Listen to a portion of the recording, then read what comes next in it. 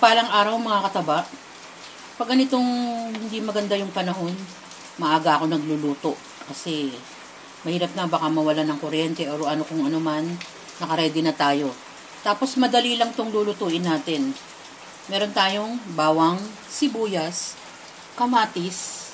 Mas maraming kamatis, mas maganda dahil lagat ang ating menu. Kasama ng egg. Wala tong ibang ingredients, kundi itlog lang.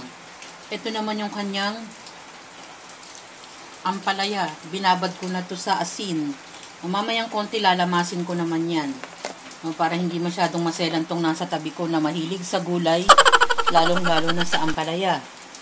Tapos yan, sakto din. Dumaan yung nagtitinapa. Instead na mag-isip pa ako ng ibang isda, tinapa na lang yung ilalagay natin. Yan na yung magka-match na menu. Tapos eto na yung prutas naman natin. Yan, sinama ko na rin.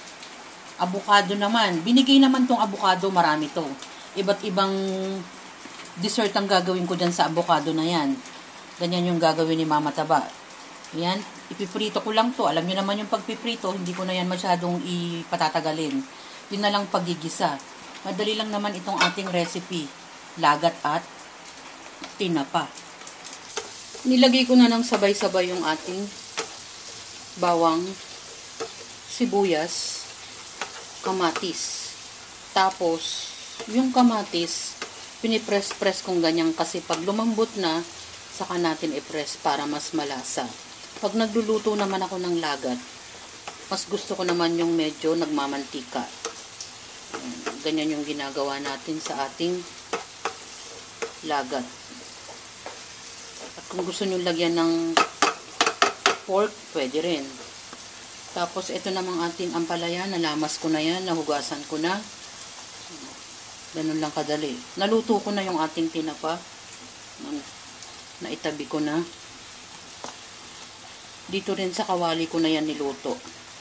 At hinugasan lang natin yung ating kawali. Gawa ng mga natira na latak ng tinapa.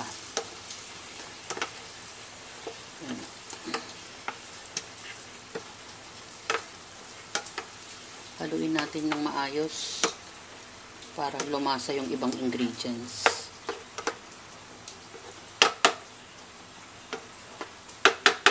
Maglagay na tayo ng pampalasa.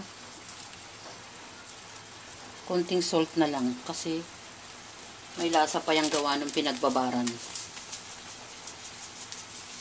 Ajinomoto. Paminta. Haluin uli natin. Yan. Takpan natin. Mamaya naman yung itlog. Nilagay ko na yung itlog. Hindi ko siya hinahalo. Pinababayaan ko lang siyang ganyan at tinakpan ko. Kasi mas maganda yung parang medyo meron pang buo-buong itlog. Ganyan yung ginagawa ko sa ating lagat. Saka ko naman siya haluin.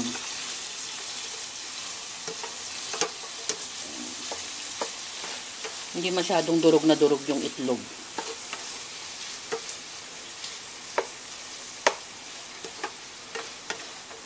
Halos luto na yan. Yung iba naman hindi masyadong lutong-luto yung ating ampalaya. Ito naman ay wini-well done ko kasi gawa ng aming tatay. Gusto niya yung well done. So yan. Halos luto na yan. Simpleng ulam uli. Lagat. Ampalaya. Itlog lang ang inilagay ko dyan. Ang pinakakapares niya ay tinapa. Yan. Ganun lang kadali yung ating ulam na naman. Napakasimple. At tulad din ng ating avocado. Hindi masasayang yung avocado. Naglagay lang ako ng konting condensed milk sa ibabaw.